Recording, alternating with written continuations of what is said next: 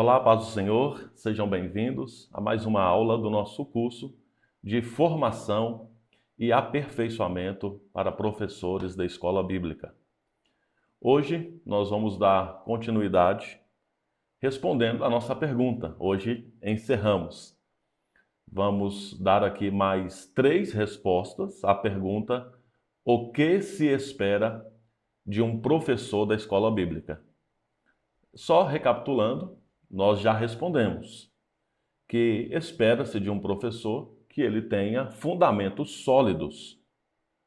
Também que ele tenha conexão com a atualidade, ética ministerial na prática e vivendo o que ensina. E na última aula, nós respondemos: espera-se de um professor inovação no ensino bíblico, atendimento às necessidades individuais e liderança e colaboração. Hoje vamos falar sobre cuidado com as palavras, ensinando temas contemporâneos à luz da Bíblia e desenvolvimento pessoal contínuo. Dentro desta primeira resposta, eu disse aqui, cuidado com as palavras. Vamos até dar ênfase aqui à comunicação inspiradora. O que se espera de um professor da escola bíblica? Que ele tenha uma comunicação inspiradora. Nesse ponto, nesse princípio, eu quero aqui abordar o poder das palavras e a importância de uma comunicação inspiradora e edificante no ambiente da escola bíblica. Então, esta é a 8ª resposta, o 8º princípio para um professor de escola bíblica. Todos nós sabemos que a comunicação é uma ferramenta poderosa. E os professores da escola bíblica têm a responsabilidade de usar palavras para edificação, para encorajamento e instrução. Então, basicamente assim, o professor, quando se coloca à frente da sua classe, ele está com a palavra. Então, agora é com ele. E ele vai conduzir aquela aula. Por isso que espera-se, de fato, que o professor tenha uma comunicação inspiradora. O que a Bíblia diz sobre este princípio? Vamos lá, então, acompanhe aí comigo. Provérbios 16, 24. Diz assim: palavras agradáveis são um favo de mel, doces para a alma e cura para os ossos. Então, as Escrituras enfatizam o impacto que as palavras podem ter. E aqui até falou sobre palavras agradáveis. O provérbio, aqui capítulo 16, 24.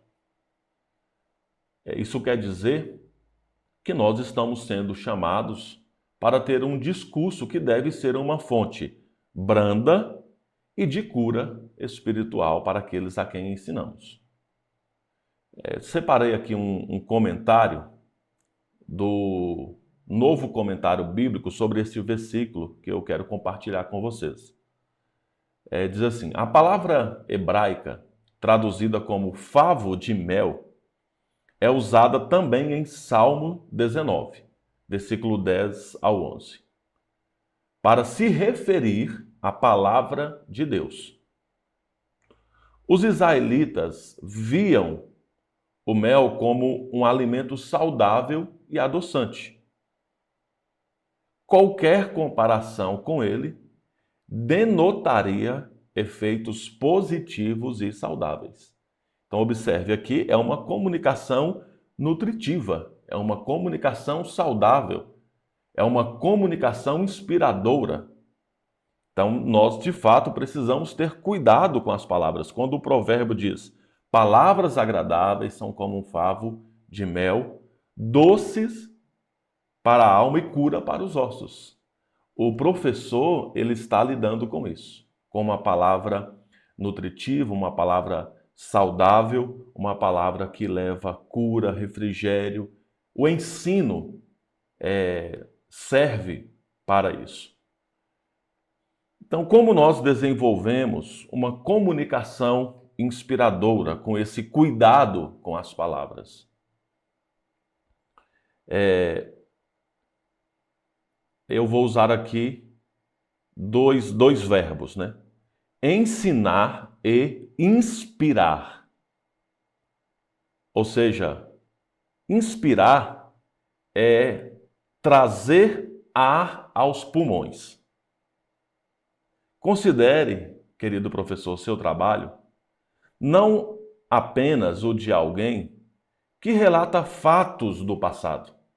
Você não está contando histórias do passado apenas, não é isso. Não é só isso.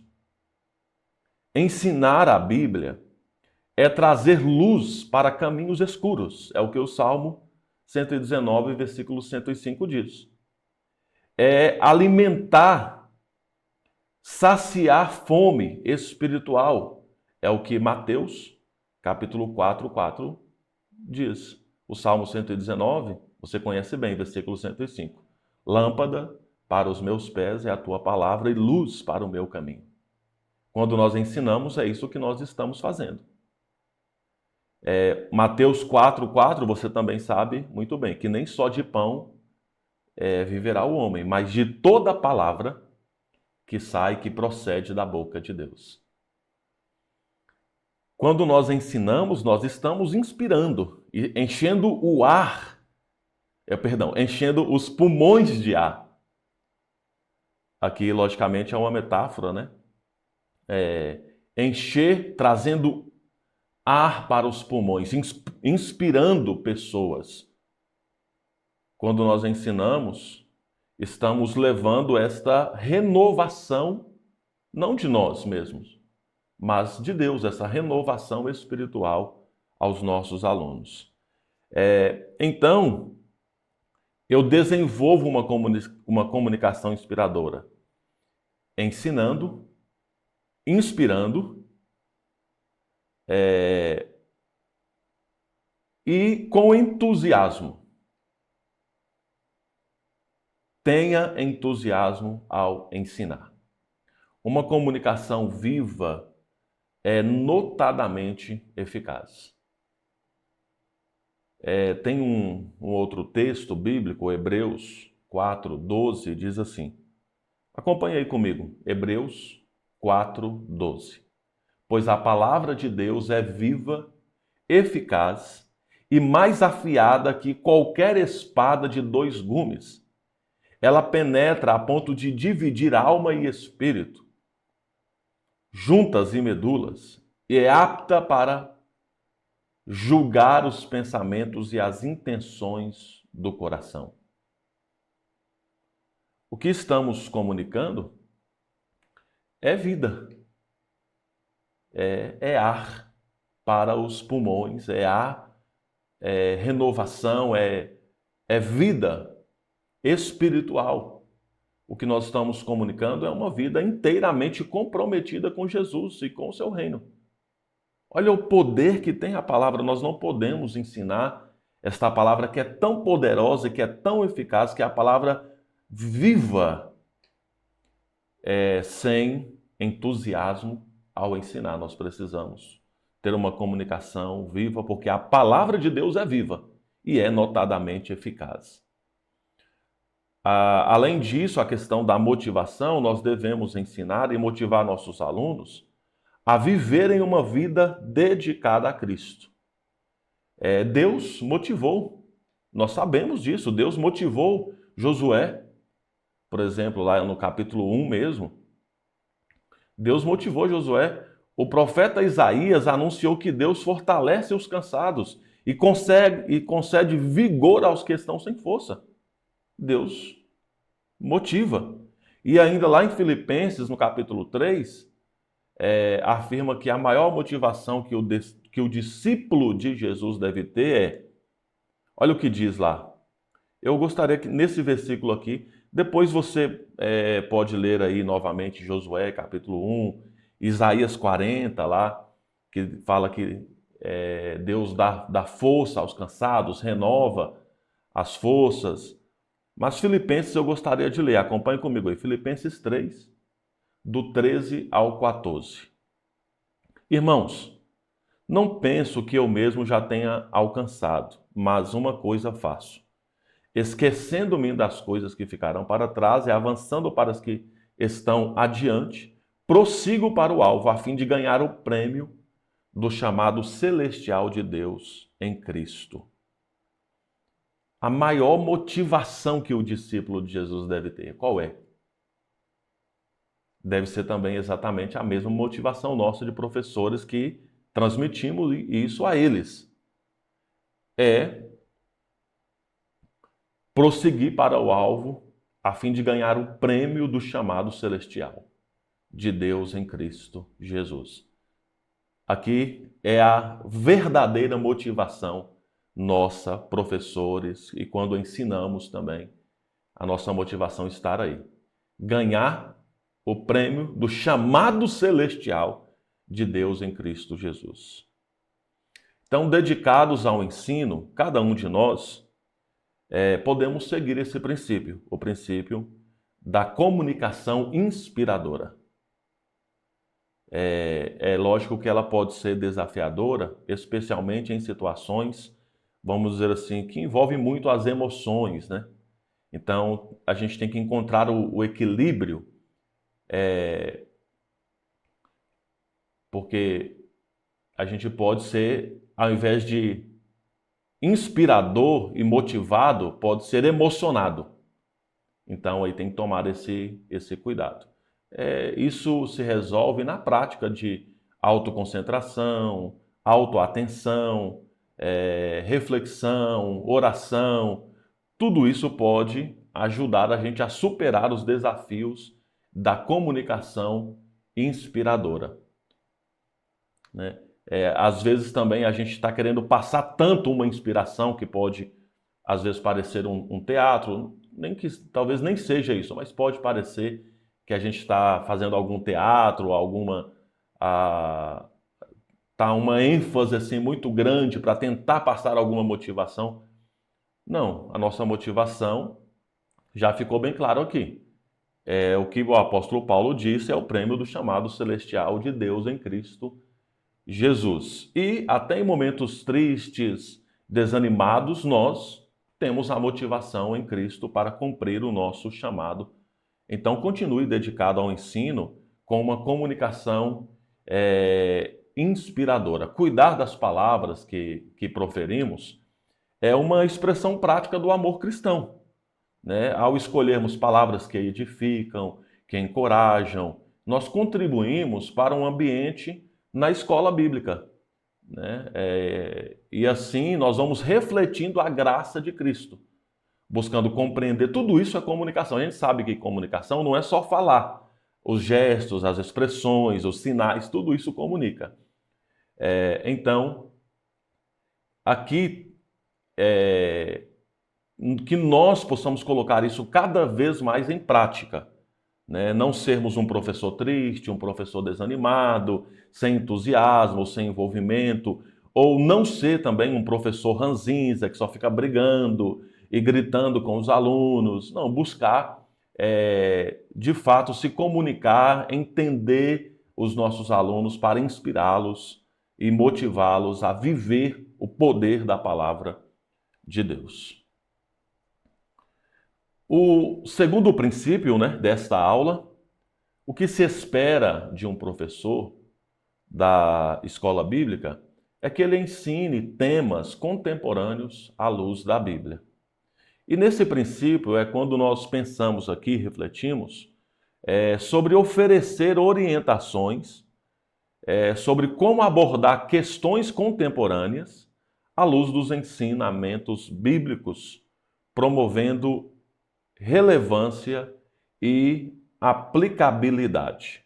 A palavra de Deus, nós sabemos que ela é atemporal. A palavra de Deus não está presa ao tempo.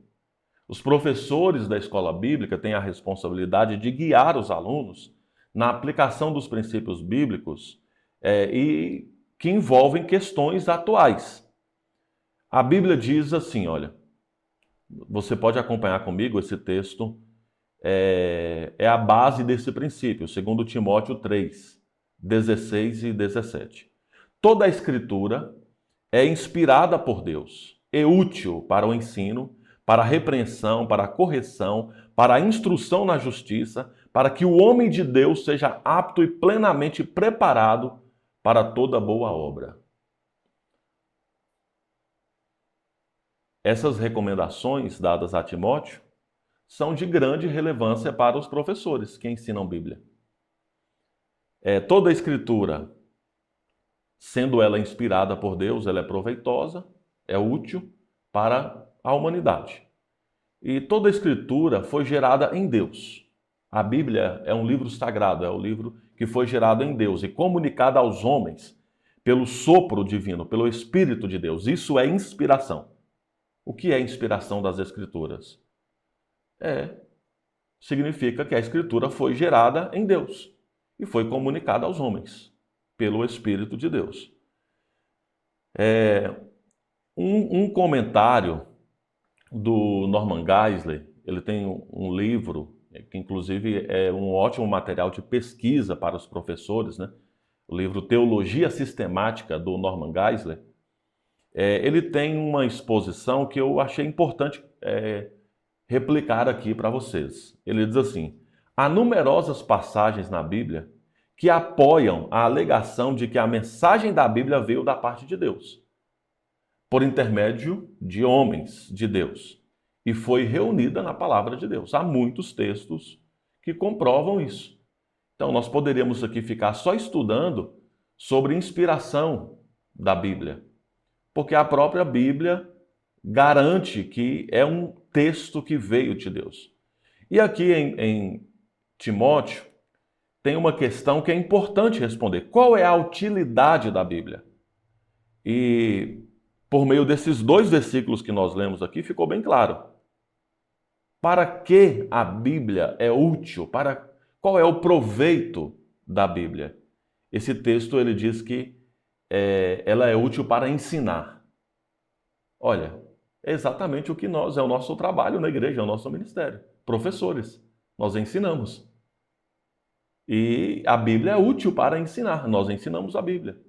Ou seja, aqui quer dizer que a Bíblia é didática, a Bíblia é instrutiva, nela contém o conteúdo e os fundamentos da fé cristã. Ela é útil também para repreensão, que significa convencer pessoas de seus erros e guiá-las no caminho da verdade. Então, quando eu repreendo alguém, eu não só digo para ele assim, olha, você está errado. Eu estou te repreendendo, você está errado. Não, eu também digo qual é o princípio correto. Então, se eu estou errado, qual é o princípio correto? Qual é a atitude correta? Então, repreensão é exortar pelo ensino, como para convencer os que o contradizem. Então, tem a ver com o convencimento de que você está errado e precisa mudar as suas atitudes. A Bíblia faz isso, ela repreende.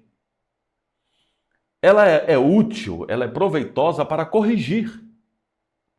Ou, literalmente, corrigir, mostrar novamente o caminho correto. Porque corrigir tem uma conotação de que eu sei o que é correto e eu já estava fazendo o que é correto, mas eu parei de fazer e comecei a fazer alguma coisa errada. Então, olha, mostre-me novamente o caminho correto. O arrependido é lógico que você só faz isso com quem se arrepende, né? O arrependido deve ser reerguido.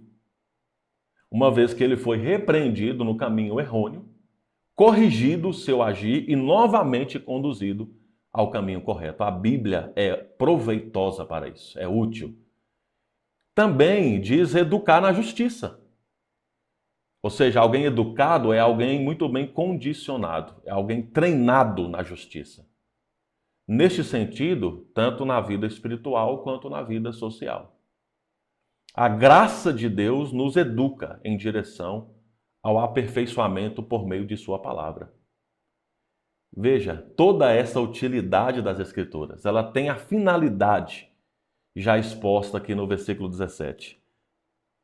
Para que o homem de Deus seja plenamente preparado para toda boa obra. Eu trago aqui também um comentário dessa frase aqui, um comentário bíblico que diz assim: a Escritura é o principal meio que Deus usa para levar o homem de Deus à maturidade.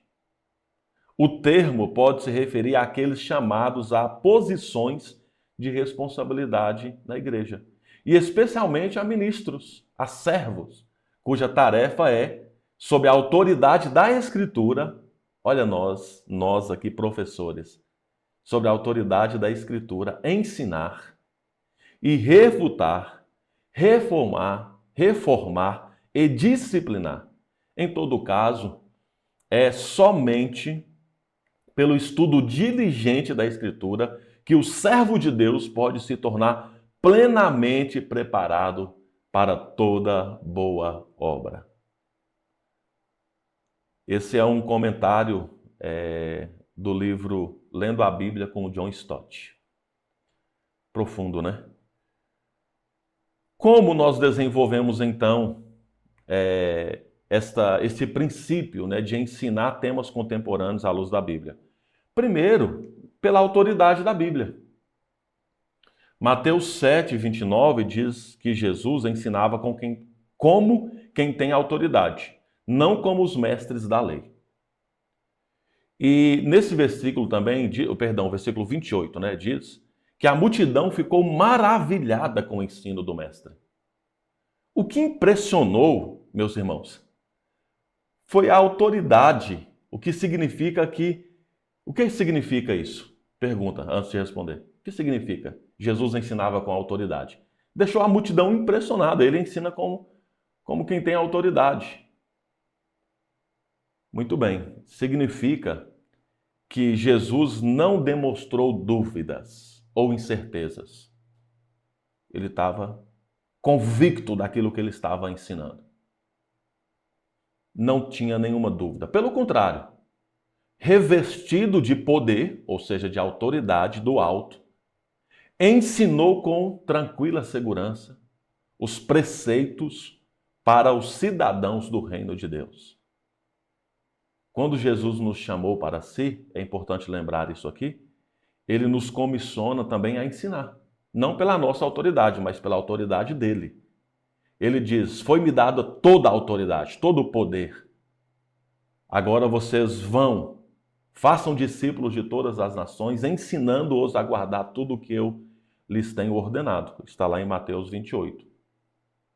Então nós não estamos ensinando a sabedoria humana, o conhecimento humano, nossas habilidades pedagógicas, não. Nós estamos ensinando tudo o que nós aprendemos com a autoridade não nossa, mas a autoridade de Jesus que nos comissionou. Eu desenvolvo também o ensino de temas contemporâneos à luz da Bíblia de acordo com os valores cristãos. E esse aqui é um ponto importante, no sentido de que eu poderia até dizer para vocês o seguinte: o diabo, ele não é contra a boa moral. Ele não é contra os bons costumes. O diabo não é contra isso. Ele é contra, sabe o quê? Ele é contra a autoridade de Cristo. E o que ele puder fazer para atacar a autoridade de Cristo de forma velada ou ostentoso, ele vai fazer. Quando ensinamos, olha, Mateus 7, o texto que eu acabei de citar aqui, que a multidão ficou admirada com a forma que Jesus ensinava, porque ele ensinava com autoridade, é os últimos versículos do Sermão do Monte. Mateus 5, 6 e 7. Ali tem temas. Quais temas que tem ali? Vou citar alguns temas do Sermão do Monte. Felicidade, injustiça, atitude de ira ou indignação, como um cristão deve ter essas atitudes, sobre o uso correto do dinheiro, adultério, juramento falso, vingança, amor. Quando nós ensinamos esses temas, como nós ensinamos? Jesus falou sobre outros temas ali no Sermão do Monte: desonestidade, discriminação, esmolas, oração, jejum, acúmulo de tesouros, de riquezas, preocupações da vida, ansiedade, sobre o hábito de julgar os outros, sobre fundamentos, caminhos que conduzem à vida, falsos ensinamentos, as atitudes dos cidadãos do reino de Deus. Todos esses ensinamentos estão lá no Sermão do Monte. Só que este ensino não é de acordo com a moral e os bons costumes, não. Esses são os ensinamentos de acordo com Jesus Cristo. Então a palavra de Deus, ela é poderosa e deve ser autoridade sobre nossa vida. Então, quando nós ensinamos, quando ensino meus filhos, eu tenho 2 filhos. Minha filha tem 14 anos e meu filho tem 9. Quando eu ensino eles, eu não chamo eles e digo: olha, o que você fez? Você trouxe alguma coisa da escola que não é sua? Isso não pode ser feito. Isso é pegar alguma coisa que é de outra pessoa. Sabia que você pode ser preso por isso? Eu falo só isso com eles? É só isso e acabou a conversa? Talvez alguém poderia dizer assim: não, mas já seria uma boa educação. Bons costumes, bons valores, valores morais. Ensina os seus filhos. Mas, meu irmão, nós somos o povo de Deus. Então eu chamo eles e digo: olha, Deus não se agrada disso. Olha a autoridade. É isso que o diabo não gosta. Olha a autoridade. Não é a autoridade dos homens, vem depois. Primeiro eu falo da autoridade de Deus. Como eu trato uma pessoa que está discriminando outra, como eu trato a questão do uso das riquezas, do dinheiro. Então eu falo: vem aqui, vamos ver na Bíblia como é a orientação de Deus para esses assuntos. Qual é a orientação? É assim que nós trabalhamos, não com a nossa autoridade. Aí depois eu digo também: lembre-se que pegar alguma coisa que não é sua e pegar para você, você pode ser preso. Também tem a lei dos homens. Mas primeiro vem os valores cristãos. Talvez alguém poderia dizer assim: não, mas só os valores morais, não precisa colocar Deus, né? Não coloca Deus. Bom, então aí não é a igreja, aí não é o povo de Deus, aí... Até mesmo porque a Bíblia deixa bem claro que só valores morais e boas condutas sem Jesus não tem salvação. A pessoa pode ter os valores morais mais apurados que ela acha que possa ter, mas sem Jesus não há salvação. Por isso, o que nós ensinamos é Bíblia, é a palavra de Deus, é a obediência a Deus. Então, desenvolva o ensino de temas contemporâneos à luz da Bíblia. E, para finalizar esse princípio aqui, discernimento espiritual. É preciso também desenvolver discernimento espiritual em nossos alunos, né? Para que eles possam ver exatamente que a fé está sendo atacada, que tem muitas ideologias, muito ativismo, com um discurso de amor, com um discurso de coisa boa, mas está querendo menosprezar a Bíblia, a palavra de Deus, os princípios cristãos.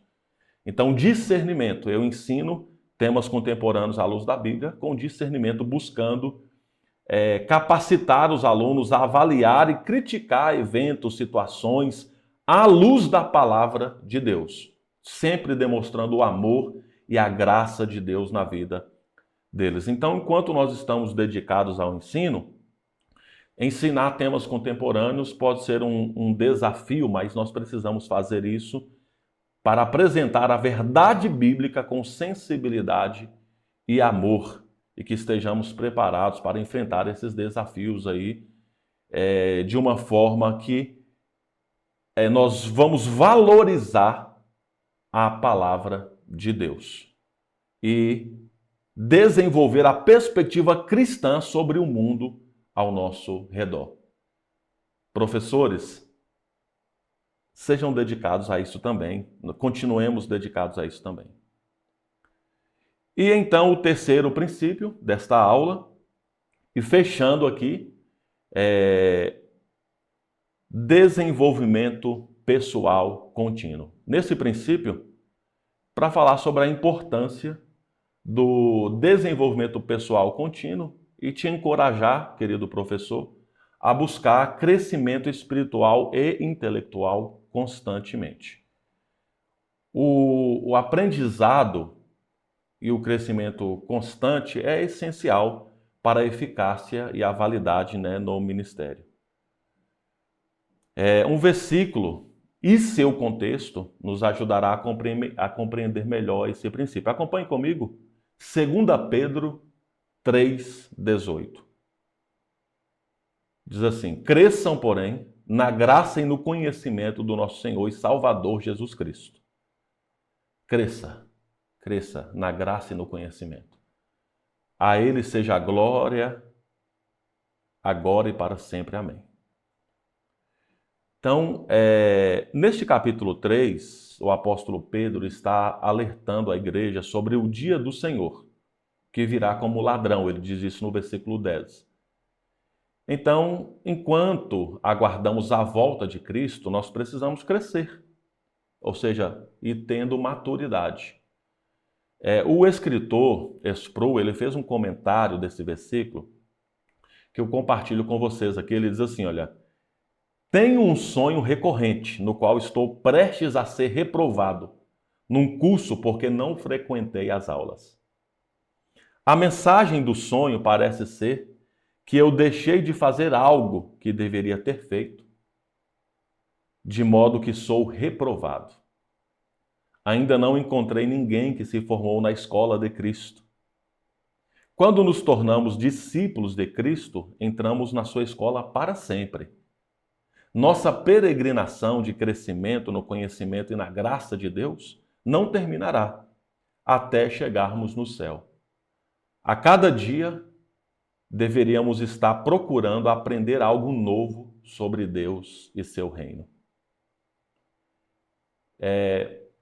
Algum tempo atrás, já tem alguns anos, alguém disse para mim em uma escola bíblica. A pessoa diz assim: pastor, eu não vou vir mais na escola bíblica. Eu já tenho 27 anos de escola bíblica. E tenho lá em casa todas as apostilas, todas as revistas, todos os conteúdos, então já é suficiente. Não venho mais na escola bíblica. E aí, a primeiro momento, foi bem no início do meu ministério, A primeiro momento eu nem soube responder essa pessoa. Mas depois, logicamente, eu conversei e até convenci a pessoa a voltar, e ela voltou e continuou estudando. Mas naquela ocasião eu fiz a seguinte reflexão: quando nós falamos que não precisamos aprender mais, quando nós falamos que não necessitamos mais do aprendizado bíblico, talvez, quem sabe, esse não é o exato momento que devemos começar a aprender. Talvez esse seja o primeiro passo para iniciar no aprendizado. Porque é algo que não acaba. Enquanto estivermos vivendo, precisamos crescer, ter maturidade.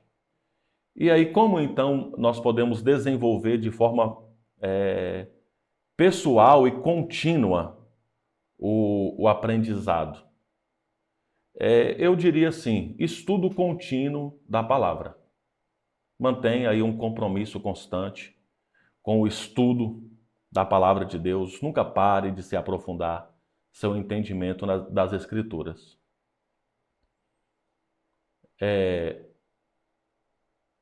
Também eu diria educação cristã como um processo contínuo. Observe que no estudo, né, particular, público, se tem a chamada educação continuada. O que é a educação continuada? É um processo que inclui as experiências posteriores do adestramento ou da formação, né, inicial, para que a pessoa possa estar em contínuo aprendizado, aprender competências importantes para o seu trabalho. Então seria assim, olha, eu me formei, eu sou um pedagogo, estou formado, agora só vou trabalhar. Não. Você precisa da educação continuada, se atualizar, rever, fazer aperfeiçoamentos, estar sempre por dentro do assunto. É tanto que se você se formou há 10 anos, 20 anos atrás e não prestou atenção e não se aplicou na educação continuada, provavelmente você está muito desatualizado. Então, no ensino bíblico, eu chamei aqui de educação cristã como processo contínuo. Não estou falando de educação continuada, mas é um princípio, né? A gente está sempre buscando fazer cursos bíblicos de capacitação, de aperfeiçoamento, de graduação em teologia. Nunca é tarde demais e nunca é suficiente demais o que nós já sabemos. Nós precisamos, sim, desenvolver competências importantes para o ministério do ensino. Porque a palavra de Deus não muda. O que nós precisamos aperfeiçoar é a maneira de apresentar a palavra, como comunicar o evangelho hoje, né, de uma forma que seja eficaz, traga compreensão da palavra de Deus. E apesar de que a palavra de Deus não muda, o conhecimento é muito amplo. Você pode ficar a vida inteira estudando uma palavra que não muda e não estudar ainda toda ela. Porque é um conhecimento, a Bíblia tem um conhecimento muito amplo. Então vamos nos aplicar a isso na educação cristã como um processo contínuo. E também nossas escolas bíblicas não fazem muito isso, mas eu aconselho vocês a fazerem. É um feedback e uma avaliação, tanto pessoal quanto institucional. Se a escola bíblica é uma instituição, nós poderíamos abrir uma avaliação institucional. Hoje tem tantos recursos, né, como, por exemplo, o próprio Google Forms, que você pode coletar informações sem que a pessoa se identifique, porque eu, por exemplo, já fiz, né, nós fazemos processos de avaliações institucionais, mas de faculdades, de cursos acadêmicos. E, na maioria das vezes, o aluno não precisa se identificar. Exatamente para que você tenha um feedback sem ter uma questão assim, pessoal, né? O que essa pessoa está falando, ou vou tirar satisfação com essa pessoa. Não, faça algumas perguntas ali, como está sendo a nossa escola bíblica, o que você está achando dos professores, o que você está achando do conteúdo, qual você sugere, você talvez queira sugerir algum conteúdo a ser estudado, qual tema você gostaria de estudar, os professores estão sendo pontuais, eles estão explicando bem, você está tendo facilidade para compreender aquilo que está sendo assinado. Uma avaliação, né? Não vai ser algo assim, vai ser algo bom para o ministério, vai ser algo gratificante para o ministério. Então, esteja aberto ao feedback, né, construtivo e fazendo avaliações regulares do seu próprio desempenho como professor ou da própria escola, identificando áreas de melhoria. Isso é muito bom. Sim, isso ajuda a gente a ensinar temas contemporâneos. Isso ajuda a gente a desenvolver o nosso ministério de forma pessoal e contínua. Então, que nós possamos estar dedicados aí ao ensino, desenvolvimento pessoal, contínuo, ele pode apresentar aí desafios, né, como a gestão do tempo, tanta coisa que eu estou fazendo, ou até mesmo resistência à mudança, né? Nós não estamos dizendo de, assim, começar do zero. Não. Ninguém aqui está levando isso em consideração, que nós estamos começando do zero com vocês. Não. Nós estamos levando em consideração toda a sua experiência, toda a bagagem que você já tem, né? Você deve fazer a mesma coisa na sala de aula, né? Para o desenvolvimento pessoal, quando você for fazer alguma coisa, para que as pessoas também não pensem que você está querendo começar do zero com elas, não. Mas melhorar no ensino cristão. Então seria importante você desenvolver, mesmo com os desafios, com a gestão do tempo, com as resistências à mudança, superar esses desafios e buscar o desenvolvimento pessoal contínuo para que as suas habilidades como professor sejam melhoradas a cada ano, a cada dia que passar no seu ministério. Então, é isso. A escola bíblica é um ambiente dinâmico, né? Nós temos um ambiente adequado para crescer, para aprender, para impactar vidas, que nós possamos continuar aí crescendo, então, na graça e no conhecimento do nosso Senhor e Salvador Jesus Cristo. Encerro aqui, então, dizendo para vocês o seguinte: essas aulas que eu lecionei aqui é do meu livro, né? O meu livro, O que se espera do professor da escola bíblica. Não disse isso no começo para vocês, mas estou dizendo agora no final. Então, no meu livro, eu trabalho exatamente esses 10 princípios. Os princípios de um professor da escola bíblica. Esse livro, ele não está publicado ainda impresso. Ele só está publicado em e-book. Se você quiser adquirir, nós vamos deixar aí, né, na descrição para você adquirir. Eu tenho o meu primeiro livro sobre educação, se chama Conversas sobre Educação Cristã. Esse livro tem impresso. E na própria livraria Avivamento você encontra. Então nós vamos deixar o link do livro impresso, Conversas sobre Educação Cristã, se você quiser adquirir, e do livro e-book. Vamos deixar o link também, se você quiser adquirir algum desses 2 livros, então você poderá adquirir. Tá bom? De qualquer forma, Deus continue abençoando você, fortalecendo a sua vida, o seu ministério. Vamos orar para encerrar. Eu encerro aqui, né, esta sequência de aulas e depois eu vou voltar, né? Eu vou voltar para responder perguntas na interação que nós estamos tendo aí com vocês e também para falar sobre os fundamentos básicos da fé cristã. Mas na sequência outros professores vão lecionar aí para trazer clareza sobre a atuação dos professores de acordo com as faixas etárias. Vamos orar. Senhor, louvado és o teu nome para sempre. Louvamos ao Senhor por tudo. Seja engrandecido, seja adorado. Mais um dia de aprendizado e agradecemos ao Senhor que possamos absorver cada vez mais a tua palavra e praticá-la e também estarmos cada vez mais dedicados ao ensino.